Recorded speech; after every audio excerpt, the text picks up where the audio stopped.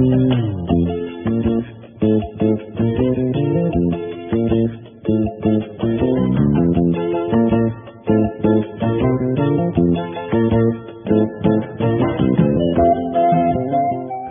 araw ay may dalang mga posibilidad ng tagumpay o kabiguan, ng ligaya o lungkot. Kaya marapat lamang na tanggapin si Jesucristo bilang tagapagligtas at Panginoon. At matapos yun ay panariwain ang katapatan at paglapit sa Kanya bawat araw o day by day. Ang day by day ay naglalayong umalalay sa pang-araw-araw na pamumuhay Kristiyano. Narito po si Pastor Ed Lapiz sa mensaheng pinamagatang Get Out of the House.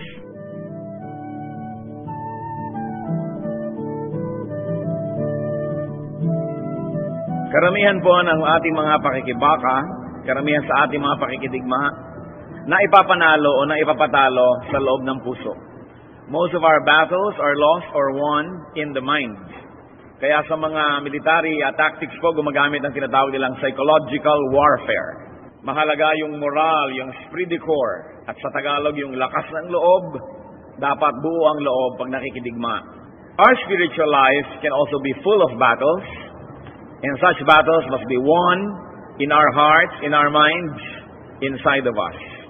Napakahalaga na malaman na pwedeng-pwede tayong manalo, kaya lang kuminsan yung psychological warfare ng kalaban, sinisira ang ating loob, nagkakaroon tayo ng takot, at nawawalan tayo ng kabuuan ng loob na ipanalo ang ating mga digma.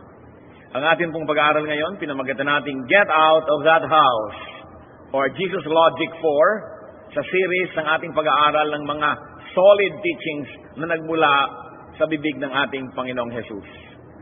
Thank you, Father, for bringing us to this place and enabling us to worship you. Thank you for empowering us to sing, to bring our offerings, and to bring our hearts, O God, emptied before you so that you may fill our hearts with your words, with your wisdom, and with your presence. We commit this time to you that we may be refreshed. We may be renewed in our spiritual walk with you. Nawa, Panginoon, merong isang aspeto ng inyong mga katangian na lalong maging malinaw sa amin ngayon. Madagdagan ang pagkaunawa namin sa iyong salita at sa iyong mga utos at mga katuruan. At lalo naman, madagdagan ang aming personal na kabanalan. Nawa kayo ang maging tagapagsalita, punuin niyo po ang aming puso ng inyong kaliwanagan. Itabuhin niyo ang aming mga kadiliman, Panginoon. Palitan niyo ang aming mga pag-aalala ng pananalig. At nawa yung inihanda niyong pagpapala sa amin, matanggap naman namin sa pamamagitan ng pagbubukas ng aming puso. Therefore, we ask you, Father, to be the speaker. Use your servant only as your channel of your blessings. But speak to your people and lead us unto greater spirituality. In the name of Jesus, we reject, rebuke, and drive away any presence of evil. And we frustrate by the power of the name of Jesus any malicious plan of evil men or evil spirits against this holy assembly. And we ask you, Father, let your face shine before us. Lead us. Speak. In the name of your Son, our Lord Jesus, we pray. Amen. Get out of that house. Ang atin pong verse ay manggagaling sa Mark chapter 3, verse 27. The Lord speaking. In fact, no one can enter a strong man's house and carry off his possessions unless he first ties up the strong man. Then he can rob his house. Wala daw maaring pumasok sa bahay ng malakas na taong tinutukoy na ito kung hindi mo na siya gagapiin, itatali. At pag siya naigapos na, itali na, maaari na ngayong kunin ang laman ng kanyang bahay noong pumasok doon na siyang gumapi sa strong man. The same sayings and logic can be read in Matthew 12:29. Ganon na ganon ang rendition. And Luke 11:21-22 presents the same thing with a little added detail. When a strong man, fully armed, guards his own house, according to Luke 11:21-22, his possessions are safe. But when someone stronger attacks and overpowers him, he takes away the armor in which the man trusted and divides up the spoils. So the same story, the same logic, the same lesson for us today. Ano po ang background ng kasaysayan na ito? Bakit nasabi ito ng Panginoon?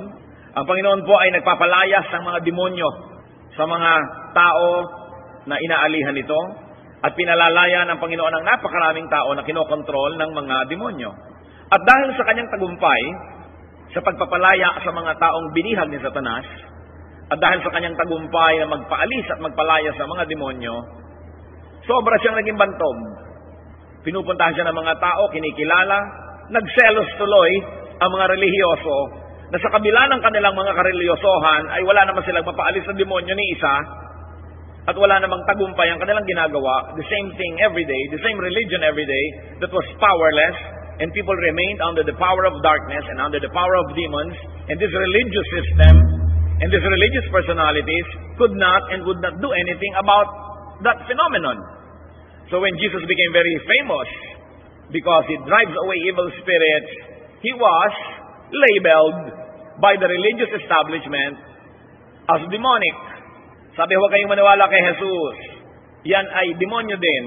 Pinapalakas din niya ng demonyo, kaya nakakapagpalayas ng kapwa niya demonyo. So the teachers of the law accused Jesus of being possessed by Beelzebub or the devil. They were accusing Jesus of being an instrument of the devil. At ito pong ganitong mga paratang ay hindi bago. Napakadalas ng mga relihiyoso, pag meron silang nakitang hindi nila nakasanayang makita, lalo't nakakita sila ng kapangyarihang wala naman sa kanilang ginagawa o sa kanilang ministry, pag nakakita sila ng mga bagay na hindi sa kanila nagmula, tapos epektibo at may nananalig, tatawagin nila agad na demonic. Tatawagin nila agad na kulto. Kaya mga selosong mga relihiyoso, kaya dali-dali nila magbansag na kulto yan, kulto ito. Ang taong yan, kulto, ito kulto, dahil lang hindi nila naintindihan.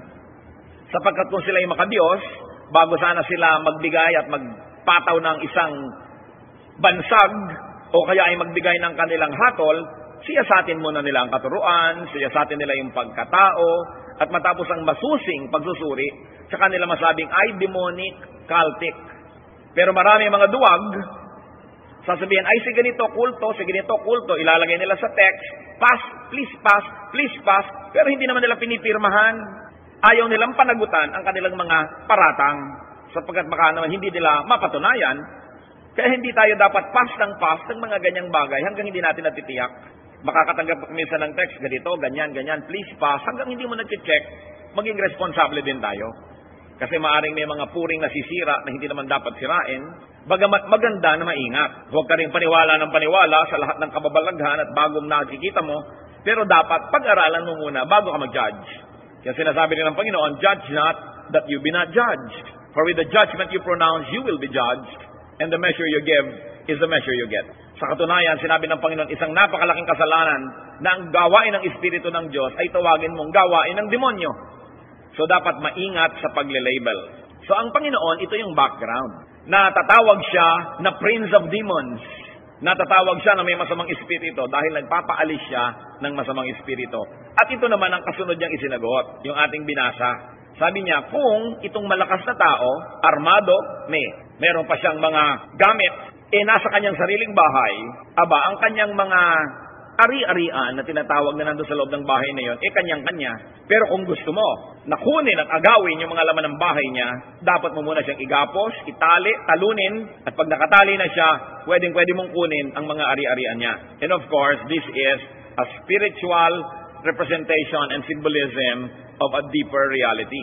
So the Lord addressed their accusation and concern with the words that we have read, Mark 3:27. Let's take a look at the short lesson, but a very strong and powerful one that the Lord presented. Let's take a look at the cast, the characters in this short lesson. First of all, there was the strong man, obviously equated with Satan. Yung strong man dito si Satan. He was fully armed and watchful over his house or so-called possessions. At nilalagyan natin ng open and close quotation yung word na possessions dahil wala namang tunay na pag-aari si Satanas. So ano pong eksena ang pinapakita ng Panginoon? Merong strong man, si Satan, meron siyang bahay, at sa bahay na yon punong-puno ng mga bagay na inaangkin niya at inaari niyang kanya. But then in the story, there's a stronger man, obviously equated with Jesus. the work of God the Father in heaven. Philippians 2:29, therefore God exalted him, meaning Jesus, to the highest place and gave him the name that is above every name. So may name yung strong man, the name of Jesus is above that name. In fact, above every name. 1 John 4:4, the one who is in you is greater than he who is in the world. Referring to Jesus and referring to Satan. Siya na nasa inyong puso, siya na nasa inyong kalooban, ay higit na dakila, higit na malakas, makapangyarihan, kaysa sa kanya na nandyan sa sanlibutan. In Mark 5:7, nung merong isang masamang espiritu na nandun sa lugar na pinuntahan ng Panginoon, he, meaning the evil spirit, shouted at the top of his voice, what do you want with me, Jesus, Son of the Most High God? Swear to God that you won't torture me. Yun po mga masasamang espiritu na umaapi sa mga tao, pinagkakatakutan, makapangyarihan, nilalagot lang yung mga kadenang itinatali sa kanila na parang papel. Nung nakikita nila si Jesus, sasabihin nila, Son of the Most High God, please don't torture us. May nagsasabi pa, have you come to torture us before the time? So alam naman nilang torturein sila. At meron naman nakikiusap, huwag niyo naman po kami paalisin dito. So nakikita ninyo na mula sa bibig ng mga masasamang espiritu, kinikilala ang Panginoong Jesus. Because these spiritual beings are spirits, therefore they are able to recognize the spirit also. Kaya kilala nila si Jesus. Ang nakikita ng iba, tao lang. Ang nakikita ng iba, flesh and blood lang. Ang nakikita pa ng iba, demonic yan, kulto yan. Pero yung masamang espiritu na nakakakita ng totoo, sabi niya, Jesus, Son of the Most High God, don't torture us. At napakarami pong eksenang ganito sa New Testament na ang masasamang espiritu ay nagpapatira pa sa harapan ng Panginoon. Pag inutusan sila, umalis ka dyan, umaalis, walang pakikipagtalo, walang pangangatwiran, umaalis. Kaya nakita po natin yung kapangyarihan ng stronger man. In fact, dapat strongest. Pero dahil dalawa lang yung nasa kwento, kaya nagiging stronger ang ating comparison. Nakakadalawa na po tayo ng character. Yung pangatlo, tayo na yan. Nakasali na rin tayo sa kwento. The strong man's possessions. Pwede kayong tumutol kung hindi na kayo possession ni Satan. Napakagandang pagtutol yan mo. Hindi na ako kasali dyan. Salamat. Pero bago kayo tumutol, tiyakin nyo na yung strong man sa loob ng bahay niya, ang dami niya mga abubot, mga ari-arian, mga kasangkapan na binabantayan niya. Akin to, akin to, akin to. And these possessions are people. These possessions are people's souls. People's hearts. They are people's minds. Possessed by the devil. Under the control and influence of the devil. Merong buong-buo na possessed. Meron naman heavily influenced lang. Merong slightly influenced. But nevertheless, kasama yan sa binibilang ng Satan na kanya sapagkat may tatak niya. Akin yan. Tingnan mo, gagalitin ko yan, magagalit yan. Tingnan mo, ipapaakit ko lang yan kung kanino, maaakit yan. Tingnan mo, at tuturuan ko lang yan maging materialistic, magkakasala na yan para lamang magkapera. Tingnan mo, at sa konting-konting hindi yan mapansin, magre-revolusyon yan, magagalit. Madali ko siyang pairalin ang kanyang pride, ang kanyang pagiging sensitive, ang pagiging selfish, madaling-madaling influensyahin. Kaya yan yung mga laman ng bahay ni Satan. But these are not his real possessions. Dahil sabi ng Panginoon sa John 10:10, referring to Satan, the thief comes only to steal and kill and destroy. Meanwhile, yung stronger man, si Lord, I have come that they may have life and have it to the full. So Satan comes to give you death. Jesus comes to give you life. Satan comes to take away the color and beauty of your life. Buhay ka nga pero black and white lang ang buhay mo. But the Lord gives color. Sabi niya, that they may enjoy it to the full. Under Satan, may pagkain ka pero hindi mo makain. Pero under the Lord, may gana ka pa. Yung full life. Hindi basta buhay lang. Yung naglalakad ka, halos umindak ka. Yung kahit nakahiga ka, nakangiti ka. Kahit may problema ka, nalulungkot ka rin naman, naapektuhan ka, pero hindi ka nagluluksa. Sabi ni Lord, I have come that they may have life. But the devil comes only to steal, kill, and destroy. Kaya, binabantayan niya yung laman ng kanyang bahay na hindi naman kanya, pero inaangkin niyang kanya. The possessions, the people, the soul, the hearts, the minds in Satan's house are stolen goods. They are not his. Kaya kung may tao na inaalihan ng masamang espiritu, sasabihin ni Lord, alis dyan, umaalis. Kasi alam naman lang, hindi kanila nagpapalusot lang. Pero pag inutusan, hindi pwedeng hindi sumunod dahil yung inuutos ay nakabase sa katotohanan at ang katotohanan ay nagpapalaya. At anong katotohanan yon? That Satan doesn't own anything. He only comes to steal, kill, and destroy. That the truth is, Jesus is the giver of everything and sustainer of all life. Kaya sabi niya, I have come that they may have life and have it to the full. Satan did not create anything. Because of that, Satan does not own anything. And Satan does not own anyone. wala siyang pag-aari. Sasabihin nyo, bakit ganon? Ang dami niyang nakokontrol dahil nga, once upon a time, nagpakontrol sa kanya, nagkaroon tuloy ng tatak niya, at patuloy pa rin nagpapakontrol. So what is the action in the story? We have already discussed the cast of characters.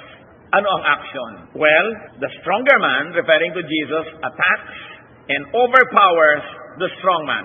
He binds the strong man and enters the strong man's house, territory, domain, so-called possessions.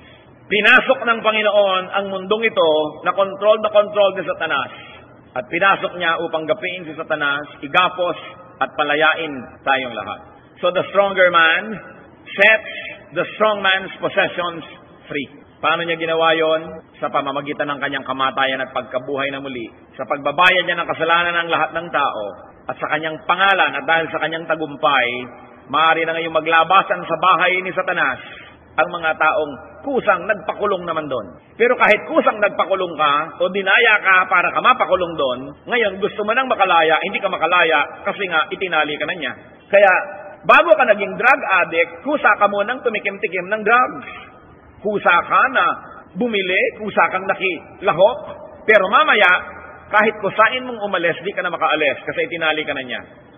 Kaya kusa mo na nagkaroon ka ng extramarital affair, kusa mo na nakipagrelasyon ka ng dahan-dahan, control mo yung emotion mo, pero nung lumao, nahulog na ang loob mo, kusain mo man na lumayo, hindi mo na magawa. Kusang-kusa mong nag-umpisang manigarilyo, kung gusto mong tumigil, pwede, in fact, ayaw mo nga nung una, uubo ka pa. Pero nung tumagal, naging alipin ka na niyan, hindi ka na ngayon mabuhay ng wala yan, hindi ka na makalaya-laya kahit gusto mo. Ganun ang ginagawa ni Satan sa atin sa pamamagitan ng bisyo, sa pamamagitan ng emosyon, lalo yung mga immoral na relasyon, sa pamamagitan ng ating greed, nakokontrol niya tayo. Kaya yung laro na baboy na nilalagyan ng maraming mantika at hakabulin mo, tuhulihin mo, ang hirap hawakan. Kumisan buko, lalagyan ng maraming sebo, agawan kayo, ang hirap hawakan. Pero subukan mo, halimbawa, na yung buko na yun, lagyan mo ng maraming handle, tali, ribbon, o kaya yung baboy, lagyan mo ng maraming mga kung ano-anong bracelet, kung ano-anong mga alahas, madali ng hawakan.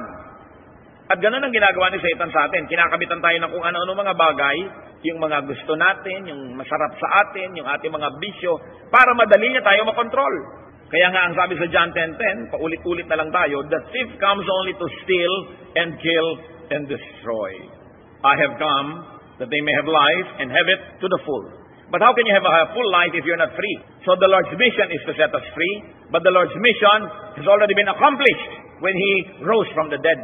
The Lord's ministry and will is to set people free, to set us free, to allow us to walk out of the strong man's house. And the Lord's mission was to enter Satan's domain. What is Satan's house? Hearts of people that welcome him becomes his domain. Kaya ang mahalaga to, welcome and accept Jesus into your heart. Yan ang laging sinasabi ng mga evangelists. Accept Jesus into your heart. Kasi nauna na na-accept natin si Satan sa heart natin eh. So teka, kahit kailan hindi ko naman siya pinapasok. Nung gumawa ka ng kasalanan, sino yung pinapasok mo? Ang Diyos? Yung sinasadya mong gumawa ng mali, alam mong mali, ginagawa mo, sa palagi mo, sino pinapapasok mo sa puso na yan? Yung strong man. Ngayon, inangkin na niya yung puso mo, ayaw na niya magpapasok ng iba. That's why Jesus asked for your permission to come in. That's why we have to accept Jesus as Savior and Lord and say, come into my heart and be my Savior. Ibig sabihin, save me from the one na nandito sa loob at nagpapanggap na siyang may-ari. And be my Lord, I will obey you. It's a commitment, it's a contract to accept Jesus as Savior and Lord. And when you do that, because of your free will that God gave you, when you accept Jesus by your own free will, He does the rest. He fights the devil, He binds the strong man, and sets you free. Kung i-oversimplify natin yung theology ng Christian redemption, yun. Jesus enters Satan's domain, the world, people's hearts, organizations, families, to set the captives free. And the first work of freedom is to set your mind free. Matanggal yung mga kasinungalingan, matanggal yung akala natin hindi pwede tayong mabuhay kung wala yon, matanggal yung overdependence on anything so we can be free to obey God. And Jesus had already defeated the devil. Talo na. Tapos na ang labanan when Jesus rose from the dead. Colossians 2:15, and having disarmed the powers and authorities, He made a public spectacle of them, triumphing over them by the cross. The empty cross the empty tomb are both testimonies to the risen Jesus Christ. At natalo na niya yon, naitali na niya ang work ng devil. We now have freedom and victory in Jesus. That's why 1 Corinthians 15:57 says, "But thanks be to God, He gives us victory through our Lord Jesus Christ." Now, we have seen the action of the stronger man, the Lord. Now, what action does the action of the Lord enable and require of you to do? Kumbaga sa tennis, hinampasan ni Lord yung bola, nagawa na niya yung part niya, nasa atin na ngayong side yung bola, kailangan natin hampasin pabalik para magkaroon ng laro. The ball is in your court. So what do you do? Itinali na pala niya, napagtagumpayan na niya. What do you do is to get out and keep out of the strong man's house. Pinasok na ni Lord yung house si Satan, nandun ka sa loob, nakatali ka rin doon, pinawalan ka ni Lord. Ano ngayon ang gagawin mo? Hindi ka naman bubuhatin ni Lord lumabas kasi meron kang free will. Dahil wala namang namilit sa yung pumasok doon sa sarili mong kalooban. Kaya kalooban din natin para tayo lumabas. So you get out. And if you've gotten out, you keep out of the strong man's house. Kaya doon sa makasalanan na nahuli sa akto, sa John 8:11, anong sabi ng Panginoon? Go now and live your life of sin. Umalis ka na dyan sa bahay ni Kuya Taning. Labas, sabi niya. Get out. Go now and live your life of sin. James 4:7, resist the devil and he will flee from you. So the devil is powerless over a resisting Christian. Parang yung sinabi ni Lord, get out. Umaalis, powerless because of the power of the truth that was in Jesus. And if Jesus is in your heart, you have that power, and all you have to do is resist the devil. Hindi mo kailangan makipagbuno sa devil, masasaktan ka lang. Hindi mo kailangan makipag-wrestling, masyadong dramatic. Ang sabi sa Bible, resist. Just resist. Hindi nilalabanan si Satanas, sayang ang pagod mo. Tinatanggihan lang, yun lang. Dahil si Jesus ang nakipaglaban, siya nang nasugatan, siya nang nahirapan. Ligtas na tayo doon, kaya tagapagligtas si Jesus. All that is left for you to do, Christian, is to resist. In other words, sabihin mo sa katabi mo, just say no.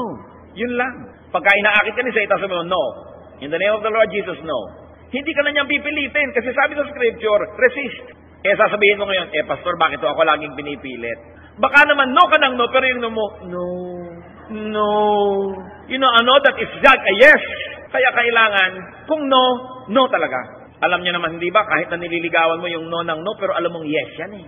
Kasi napakalambing na mamagno nito. Wow! Meron ba namang huwag na kinakanta-kanta pa? So, ganun din tayo. Kung minsan ayaw mo ng kasalanan, pero nandiyan ka naman, aali-aligid, didikit-dikit ka rin. Napakahalaga, sabi sa Romans 6:4, we may live a new life. We may. But you may not, if you choose not. Because God gave us free will. Ngayon, kahit yung will mo, gamitin mo to get out of Satan's house dahil hindi pa siya nakatali, hindi ka nga makaalis. Pero ngayon nakatali na siya. So, ang tanong, bakit po nandito pa ako sa loob? Sabi, bakit di mo tanongin ang sarili mo? Ba't ka nandyan? Because the Lord already enables you to say no, to resist, and to get out. In the name of Jesus, you can. Philippians 4:13, I can do everything through Him who gives me strength. Kaya. So, bakit po ako? Hirap na hirap. Hindi ko talaga matanggihan. Andito pa rin ako. Kristiyano lang po ako pag linggo ng umaga.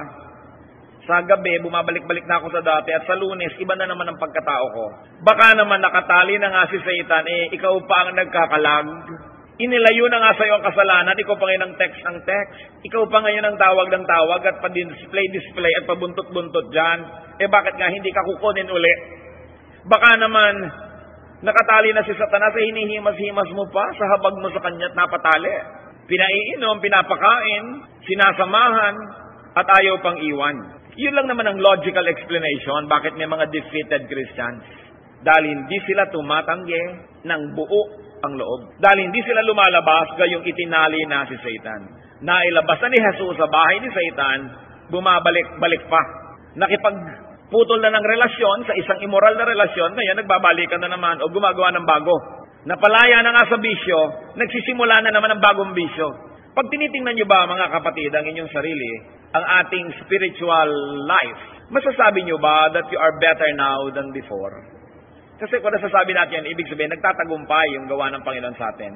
Pero kung masasabi mo na, there was a time in my life when I was more spiritual, I was more godly, I was more at peace, pero ngayon, mas mababa ang kalagayan ko. Yun yung sinasabi sa Revelation, remember the height from which you have fallen. Kung nakaranas ka na ganyang kataas ang spiritual, tapos nandito ka ngayon, bakit ka nakukontentong nandyan ka? Kailangan gumawa ka ng paraan na makaabot doon o makalampas pa. Because the Bible says that the life of a believer must change from glory to glory to glory to glory. Hindi to less and less and less. Naitali na yung strong man. Bakit ka pa nandyan? 2 Peter 2:22, of them, the proverbs are true. A dog returns to its own vomit, and a sow that is washed goes back to her wallowing in the mud. Kung merong munting hayop na kinuha nyo na sa putik, nilinis nyo na at pinawalan nyo, babalik na naman siya sa putik. So siya ng dahilan kung ba't siya marumi. Nahugasan na eh. Yung aso, isinuka na niya. Maya-maya, ay laman tiyan din ito, babalikan na naman niya, kakainin na naman. Sabi niya, kadiri naman, pastor. Yung physical food lang na isinuka ng aso, pandidirihan nyo kung kakainin niya muli. Eh yung spiritual vomit na naisuka na dahil marumi, tapos binabalikan na naman ng believer, hindi ba mas kasuklam-suklam niya at mas kadiri-diri? Mga kapatid, baka may binabalikan tayo, ha? Naisukan nyo na nun. Binabalikan nyo na naman. Nakatali na ang strong man. Wala na kayong excuse. Kailangan panindigan natin yung kalayaan na ibinigay ng Panginoon. Ephesians 5:8, for you were once darkness, but now you are light in the Lord. Live as children of light. Huwag kayong kukubli-kubli sa dilim. Live as children of light. Yung iba kasi, kaya nasa dilim, akala nila, hindi kita ang kasalanan nila. Kitang-kita sila ni Satan sa dilim dahil si Satan ay kadiliman. At lalo namang kitang-kita sila ni Lord kasi si Lord ay liwanag. Walang dilim-dilim sa Kanya. Ang lahat ay liwanag. So, niloloko lang natin ang ating sarili pag gumagawa tayo ng kasalanan at nagtatago tayo dahil alam din ni Satan, alam din ni Lord, pareho yun. If you are a child of light, live as a child of light. Huwag nang mamili. Mga Kristiyano, hindi na tayo dapat namimili between bad and good, between right and wrong. Ang dapat pumipili lang nun, yung mga hindi mananampalataya. Dapat ang pumipili lang nun ang hindi anak ng Diyos. Yung anong bang gagawin ko, tama o mali, right or wrong. Ang anak ng Diyos, hindi na namimili doon. Ang pinagpipilian na lang natin, what will I do? The good, the better, or the best? Pero hindi kasama yung bad sa choices. Anak ka ng Diyos bakit kasama yung bad? So sinasabi mo, ano kaya, bibigyan ko itong nangangailangan na ito ng 1,000 o 3,000 o 5,000? Yun dapat ang iniisip mo, hindi ko siya bibigyan. Kasi tinuturuan tayo maging maibigin at mapagbigay, lalo sa mga nangangailangan. Hindi mo na iniisip na patatawarin ko ba ito o hindi, kundi patatawarin ko ba at padadalan ko ng cake? Patatawarin ko ba at padadalan ko ng mas malaking cake? O patatawarin ko at ako mismo ang magdadala ng malaking cake? Yun dapat ang choice. Hindi mo na sinasabing, iiwasan ko ba o hindi itong may asawa na to na nanliligaw sa akin? Hindi yon. Ang sinasabi mo, tututukan ko ba ito ng barel o ng espada o ng kanyon para lumayo sa akin? Pero hindi na yung iiwasan ko ba or not. Choice yan ng unbeliever. Ang believer, you live in the light because you are a child of light.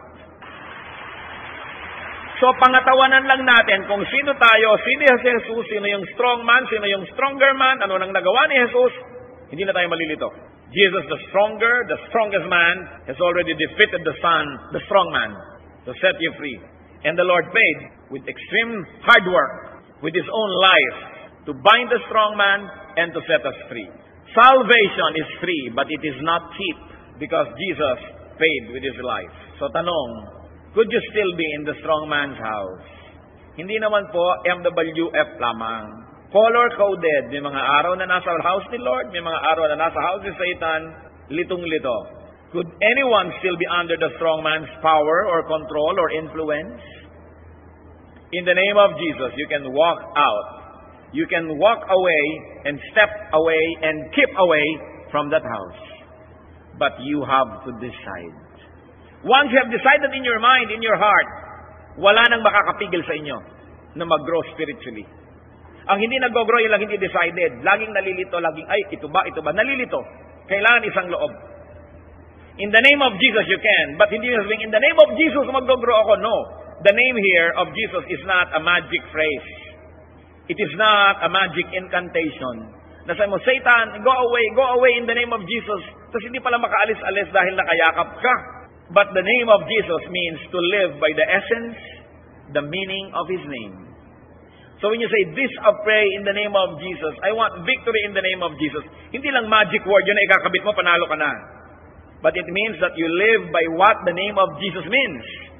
Then you will have the power of that name. And Jesus, of course, means Emmanuel, which means God with us.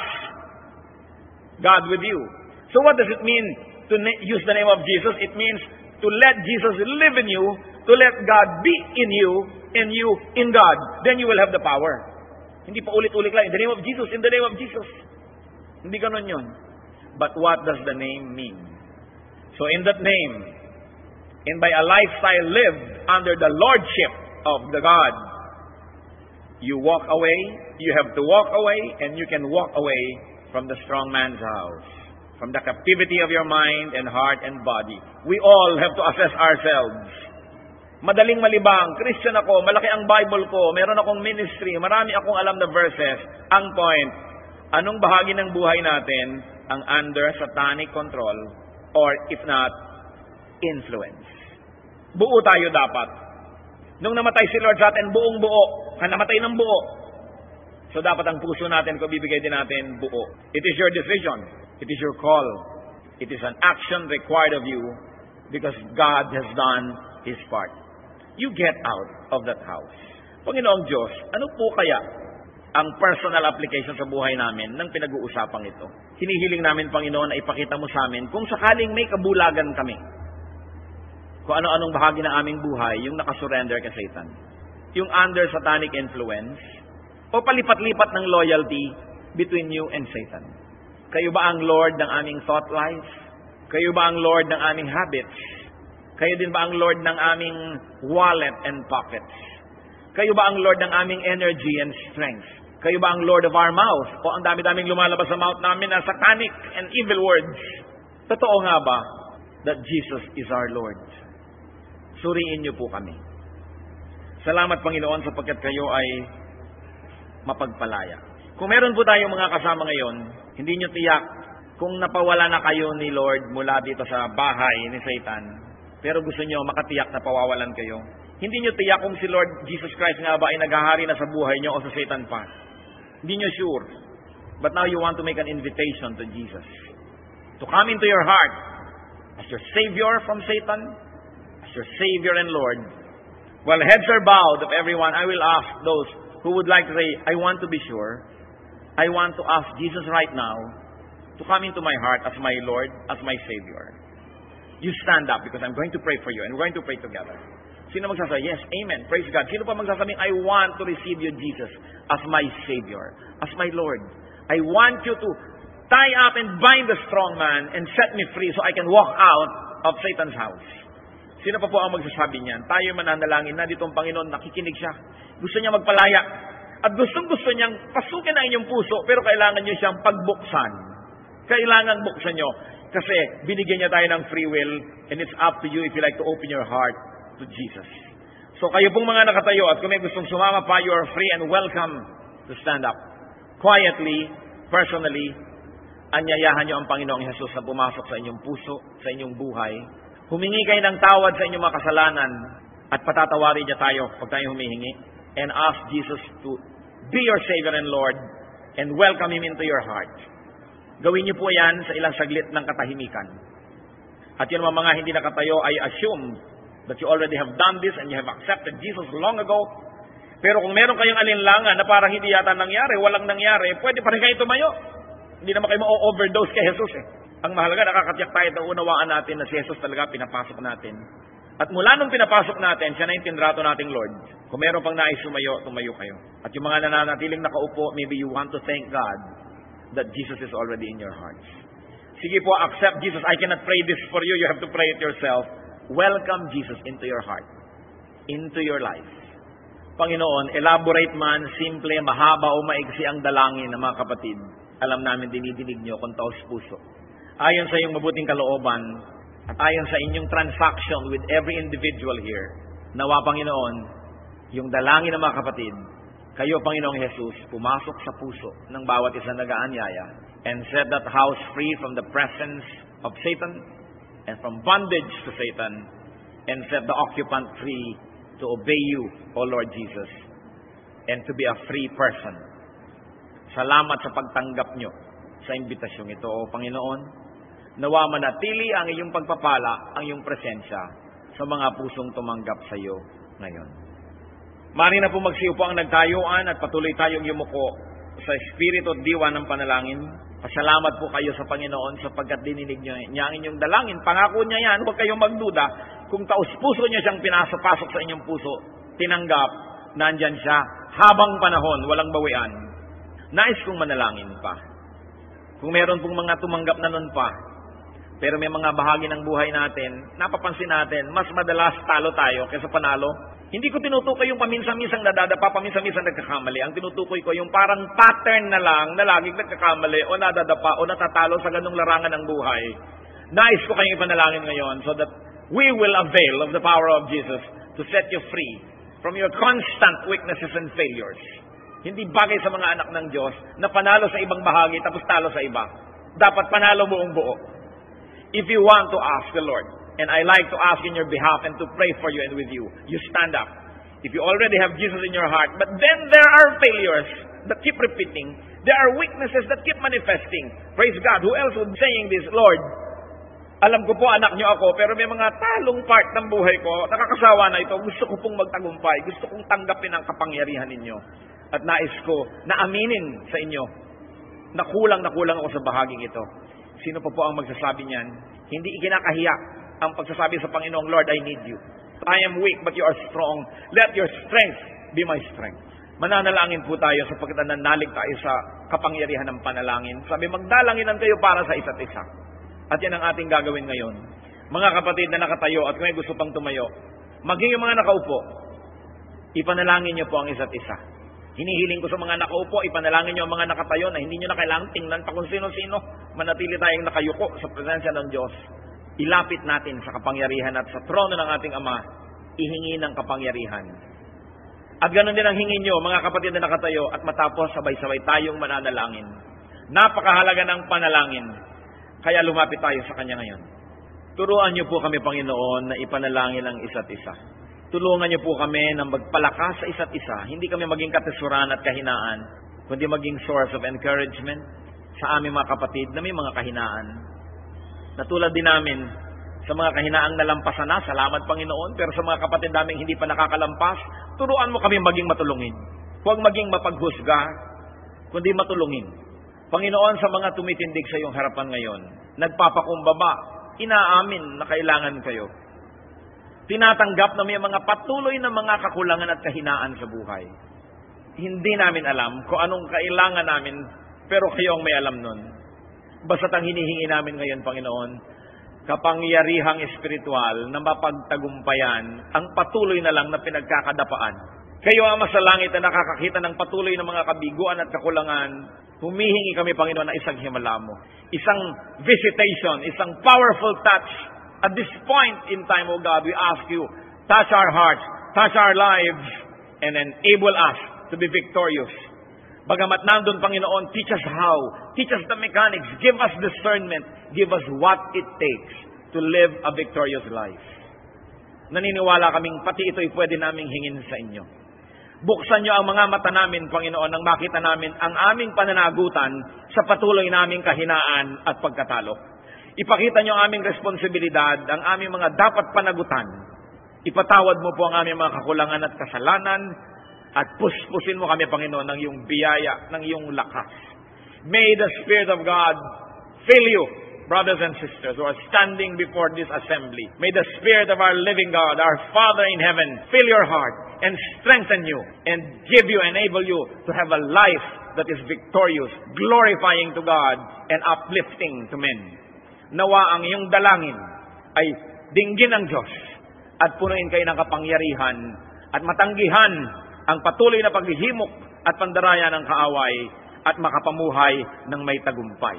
Salamat, Panginoon, sapagkat kayo ay Diyos na makapangyarihan. Ang lagi lang naming hinihingi, ituro mo kung paano namin magagamit at pakikinabangan ang kapangyarihang ito. Na huwag na kami maging sagabal at hadlang sa pagdaloy ng pagpapala mo, kundi kami maging handang tumanggap nito, sapagkat lagi kayong handang magbigay.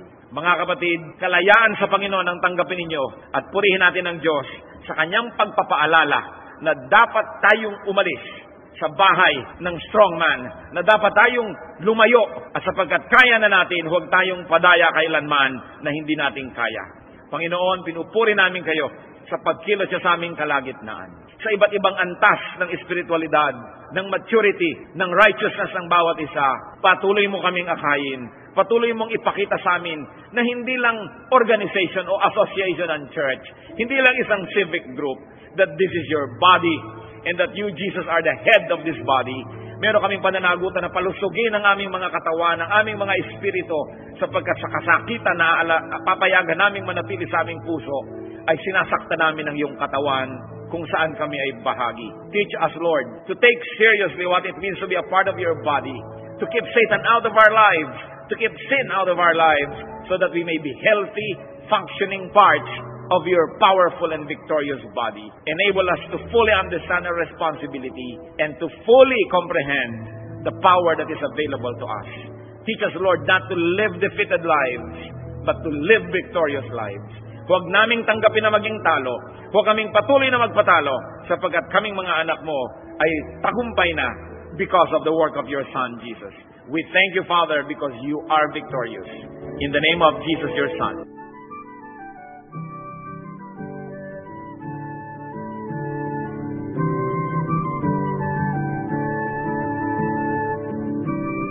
Ang katatapos pong mensahe ni Pastor Ed Lapiz ay pinamagatang Get Out of the House.